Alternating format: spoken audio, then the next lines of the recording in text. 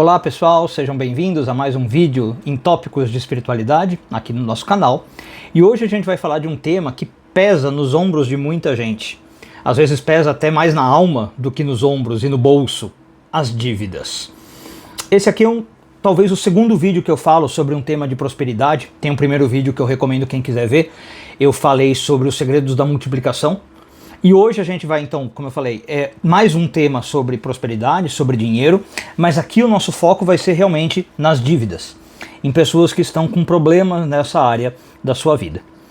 Agora, obviamente, o nosso foco aqui nunca é só técnico, né? Eu não sou um economista falando, eu não sou um planejador financeiro. A gente vai sempre fazer o quê? Olhar para a realidade material com os olhos da espiritualidade, com os olhos da tradição, no caso, com os olhos da sabedoria cabalística. Então, na verdade, o nosso tema é como é que eu saio das dívidas segundo a Kabbalah e a espiritualidade. E talvez vocês vão se surpreender, mas vocês vão ver que a Kabbalah também tem dicas práticas que aparentemente não são de espiritualidade, mas acabam sendo. Enfim, vamos entrar no tópico. Bom, primeira coisa que precisa ficar clara, sempre é bom a gente fazer alguns discernimentos, né? É a diferença, e muita gente confunde, entre gastos e dívidas. Gastos é algo previsível. Gasto é uma escolha consciente. Eu já vi que tem, inclusive, economistas, como eu falei, que dão aula sobre isso e falam assim, não pense como gasto, pense como investimento. Esses gastos / investimentos faz parte do fluxo natural da vida. É quando você usa o que você tem para o que você quer. Então você vai gastar um dinheiro, vai investir um dinheiro de maneira consciente, de maneira planejada, para atingir um certo objetivo. Dívida é diferente. Dívida representa um descontrole. Dívida é quando a pessoa ultrapassa os próprios limites. É quando você gasta o que você não tem. E aí você se compromete com o que você não pode cumprir. Então, basicamente, a despesa está sob controle. Como eu falei, é planejado. Você falou, vou gastar X durante 20 meses. Tudo bem. Está controlado? É despesa. Se é dívida, já fugiu das suas mãos. E aí a espiritualidade começa justamente onde termina o teu controle externo. E você precisa reorganizar o seu mundo interior. É nessas horas que a espiritualidade pode mais ajudar, né? Quando eu perdi a mão, quando eu perdi o controle, como eu falei. Bom, então vamos entender a raiz espiritual da dívida, ou como é que a dívida é vista, pelo menos, claro, na tradição judaico-cabalística.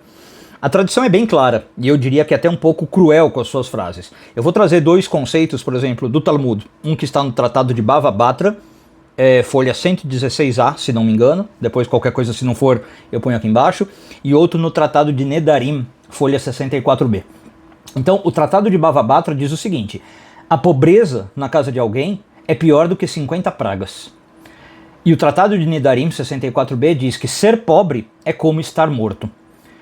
Veja como eu falei que as frases são bem claras e bastante duras, né? Agora, apesar disso, essas frases não são para condenar quem passa por necessidade, como poderia parecer. Não é uma discriminação, não é um julgamento, não é uma crítica, inclusive, para quem passa por necessidade. Mas as frases são fortes e pungentes para dizer o quê? Que uma pessoa que está endividada, que está passando por problemas, é um estado grave, é um estado que precisa ser enfrentado. Se a gente fizer um paralelo biológico, é como você estar acometido por uma doença, como disse o Bava Batra, né? É como se você tivesse pragas. Então, é para isso, essas frases são fortes para chamar a gente a atenção de que eu preciso agir. Eu preciso agir com força, preciso agir com fé, preciso agir com sabedoria, mas preciso agir. Então, a dívida, do ponto de vista cabalístico, espiritual, representa um bloqueio energético. E todo tipo de bloqueio precisa ser limpo. Não apenas com planilhas, também, a gente vai falar um pouquinho disso, mas com consciência, com intenção e um alinhamento com a luz, tá? Então, vamos lá. Quais são os primeiros passos práticos que a gente pode fazer para sair desse bloqueio, dessa situação energética complicada e espiritualmente tolhedora? Vamos ser bem claro. Se você está endividado, por mais difícil que seja, o primeiro passo é estancar o sangramento. Você precisa literalmente parar de cavar o buraco. E isso exige, eu diria aqui talvez umas 6 coisas que você vai poder aplicar, se for o seu caso. Primeira, cortar imediatamente todos os gastos que não são essenciais. Não vou entrar na Kabbalah disso, senão a gente ficaria muito tempo no vídeo, mas a Kabbalah faz uma distinção entre o que é essencial e o que não é essencial. Saber essa diferença é importante para você sair das suas dívidas. Segunda coisa, você vai reduzir o seu padrão de vida temporariamente. Aqui a palavra-chave está no temporariamente, tá? Não é a ideia que você passe a viver um voto de pobreza, que você passe a viver sempre com menos, mas temporariamente como uma medida necessária para sair da dívida. Terceira coisa, você vai, enquanto está saindo dessa situação, eliminar parcelamentos da sua vida e compras por impulso. Você nem vai pensar em se comprometer com coisas futuras. Enquanto você está lidando com a sua dívida, você compra o que você pode. Se você tem o dinheiro, não tem, não compra, né? E aí também você não vai fazer as compras por impulso. Veja que, por exemplo, quando eu falo de cortar os gastos, dependendo do tamanho da sua dívida, dependendo do tamanho do enrosco, você pode ter que tomar medidas drásticas, como, por exemplo, talvez começar a usar um transporte público, eventualmente vender o seu carro, se for preciso. Eu falei de cortar coisas, né, não essenciais. Geralmente você vai parar com os luxos, como academia, uma terapia cara que você faça. Não é o momento, infelizmente, para você fazer viagens, para comer fora, né? Você vai fazer todas as estratégias possíveis para minimizar esses gastos. Bom, e aí você vai rever a sua rotina de consumo como quem faz um jejum na Kabbalah, na espiritualidade, com um propósito, né? Você vai tentar sentar e pôr num papel, a gente já vai falar mais disso, tudo que você gasta, tudo que você consome, e você vai fazer uma análise sobre isso. Agora, talvez mais importante de todas essas dicas que eu percebo quando eu falo com as pessoas, que é um motivo para muita gente se endividar, pare de se comparar com os outros, em todos os sentidos, tá? Mas muita gente entra em dívidas porque quer viver num status que não é o dela. A pessoa quer mostrar algo que ela não é. Ela quer se inserir num ambiente que não é para ela, no sentido, ela não precisa disso. E ela acaba metendo os pés pelas mãos. Então pare de se comparar com os outros, inclusive para quem está com dívidas e quem está saindo de dívidas, cada um tem a sua história. O jeito que o teu vizinho lida com dívidas não é o jeito que você lida, né? O jeito que ele encara as finanças não é o teu jeito. Cada um tem a sua história, tem o seu mapa, tem o seu tikkun. Lembre que, em termos de gastos e dívidas, você não precisa parecer com ninguém. Você precisa só fazer a sua parte, tá? Bom, feitas essas mudanças de pensamento, vamos dizer assim, segundo passo você vai fazer uma organização das suas dívidas. É como se você vai fazer aquela velha estratégia de dividir para conquistar. Você vai mapear as suas dívidas e priorizá-las. Ou seja, você vai listar todas as suas dívidas, você vai ordená-las por valor, você vai ordená-las por taxa de juros, se você quiser, a que mais te consome, ou por impacto que tem na sua vida. Perceba que às vezes são as mesmas coisas. Por exemplo, às vezes uma dívida de cartão, ela é mais importante do que uma dívida que você tem na padaria da esquina, porque, né, os juros são muito maiores. Então você vai ordenar por valor, por taxa de juros e por impacto. Você vai fazer uma avaliação de quais são os lugares onde está mais drenando o seu dinheiro. E aí você vai fazer uma coisa que muita gente tem vergonha ou não tem a cultura de fazer, mas é importantíssimo. Você vai fazer contato com os credores e você vai negociar, você vai conversar, você vai barganhar. É algo que é muito comum, por exemplo, na cultura semita, na cultura do Oriente Médio. No Brasil eu vejo que é menos, né? Mas não tenha medo. Se você está devendo para um banco, está devendo para uma loja de vendas, né, desses tipos Magazine, não sei se você sabia, mas muitas vezes eles estão super interessados em conversar. Porque pensa assim, no fundo a loja quer receber o seu dinheiro. É melhor às vezes ela receber um pouco menos, mas receber, do que nunca mais ouvir de você e ficar em dívida. Então não tenha medo de entrar em contato com seus credores, negociar, propor uma solução, propor uma troca, tá? Ver possibilidades às vezes de unir dívidas, né, de pagar 2 vezes em vez de uma, sabe esse tipo de coisa? Não tenha medo de fazer isso. Bom, quando você estiver com essa lista das dívidas e com a estratégia montada, se necessário, não tenha medo de vender objetos que te ajudem a arcar com as suas dívidas. Inclusive, às vezes, os objetos que geraram dívida, né? Então eu dei o exemplo ali do carro. Muitas vezes você compra um carro, entrou numa dívida, não está conseguindo pagar, não tenha medo de vender o carro, de usar o dinheiro para pagar a dívida, tá? Só em último caso você vai usar as suas reservas.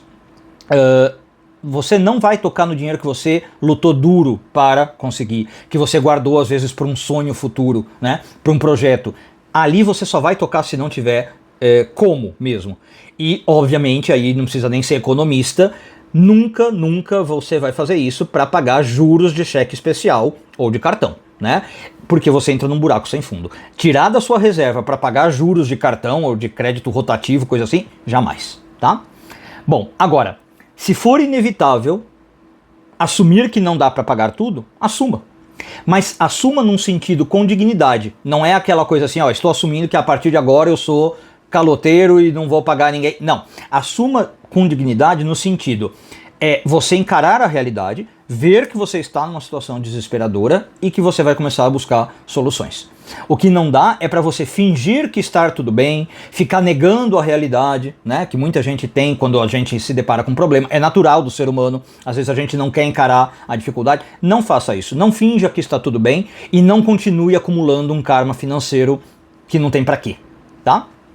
Bom, e aí agora, feito, digamos, essa parte que é talvez mais prática, a gente vai para uma espiritualidade mais ativada. Você vai fazer o seguinte, você vai estabelecer com clareza quanto que você desejaria ganhar nos próximos meses. Mas, obviamente, sem megalomania, tá? Você não vai falar assim, agora eu quero ganhar 1 milhão. Talvez você nunca ganhou isso na vida, talvez não vai ganhar numa vida. Não é agora o momento de ser megalomaníaco. Você vai pegar um valor que é um pouco acima da sua realidade atual, tá? Em termos energéticos, dentro do que você pode sustentar energeticamente. Então vou dar um exemplo para ficar claro. Vamos supor que você ganha ali, sei lá, 3, 4 mil. E aí você fala, então eu quero ganhar um pouquinho mais, eu quero ganhar 4.500, 5 mil para poder ter o que eu preciso para viver e pagar as dívidas, percebe? Aí você vai fazer tudo isso na sua cabeça. Você vai pegar um valor, definir esse valor e pegar um percentual simbólico desse valor desejado. Não importa qual. 1%, 3%, 5%, 0,75% e você vai doar, tá? Isso mesmo. Você vai doar. Agora perceba o que eu estou falando. Você vai doar não do que você já tem, mas do que você quer conquistar, de um valor hipotético que você criou. Vou voltar ao exemplo. Então vamos supor que você ganha 4 mil, teu padrão de vida é esse, aí você fala, vou imaginar 5 mil e de 5 mil eu vou tirar 1%, tá? Esse valor é que você vai doar. No caso seria 50 reais, você vai doar 50 reais. Então veja que aqui não é a questão do dízimo, até porque o dízimo seria 10%, tá?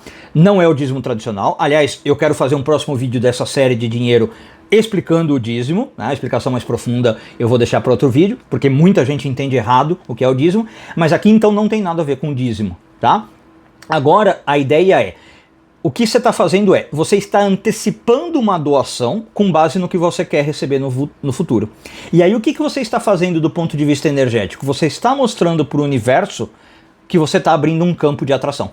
É como se você falasse, no mundo espiritual eu já estou ganhando 5 mil reais e não 3 mil. Entendeu? Essa doação com base num valor que você ainda não tem faz a realidade se materializar. Você está dizendo para o universo, eu estou pronto para essa abundância. Ela não está manifestada ainda, mas na minha mente, na minha consciência, eu já estou vibrando nesse outro padrão. Entendeu? E aí o universo responde. Essa é a mágica que você vai usar. Somado a isso, então, vimos as dicas práticas, vimos uma dica cabalística, somado a isso tem mais uma dica cabalística, que é a famosa visualização. Eu vou pôr visualização e gratidão. Você vai, sempre que possível, se você puder, diariamente, todos os dias fazer uma visualização, nem que seja de 5 minutinhos, da sua vida equilibrada. Você vai imaginar nos olhos da sua mente, como a gente fala na Kabbalah, você quitando as dívidas com tranquilidade, você pagando a quem deve, você indo falar com os credores e acertando, você vai ver tudo isso na sua mente. Tá? E aí você vai se ver também fazendo isso com gratidão, com alegria. Então se visualize com um sorriso no rosto, né? Se visualize com uma leveza ao fazer isso, não como se fosse uma obrigação, do tipo, lá se foi o meu dinheiro, né? Quitei a dívida e agora não tenho nada. Não.